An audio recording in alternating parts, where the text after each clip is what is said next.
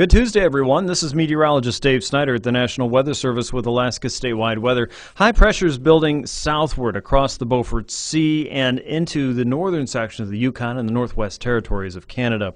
On the other side of that colder push that's heading away from Alaska, we're seeing high pressure develop in the North Pacific along the Alaska Peninsula and pushing northward into the eastern Bering Sea and through the Bering Strait. This pattern's not going to change a whole lot in the next several days. It's a blocking pattern underneath a very substantial ridge of high pressure at the level of the jet stream, and because of that we'll continue to see warming across the west, pretty stable weather across south central and the west coast, and generally dry weather across a large part of southeast. Right now we do have low pressure sitting across the eastern Gulf, and that's sitting around 1007 millibars. It will try and slosh up some light rainfall across southern parts of southeast, but most of the southeast peninsula is going to stay fairly dry and generally clear tonight. Don't be surprised if you run into a little bit of dense fog in the morning, hit and miss, and be prepared for some warnings or alerts from the National Weather Service office in Juneau. Up north, that's where we're going to find more of our active weather. Low pressure will continue to swing across the north slope pretty much from west to east, and later on tonight and tomorrow another one of these low pressure systems will be moving into the Chukchi Sea coast.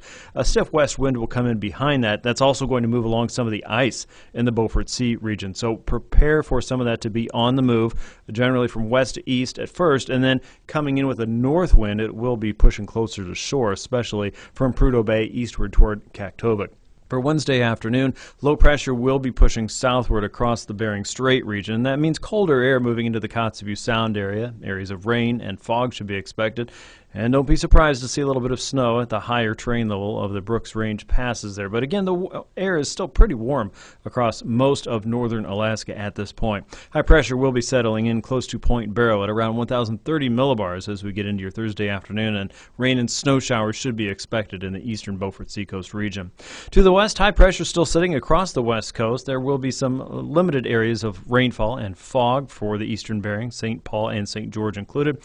Out west, low pressure sitting across the far western Bering Sea. A southerly wind develops. Some of that could be strong. Watch out for areas of turbulence in that region.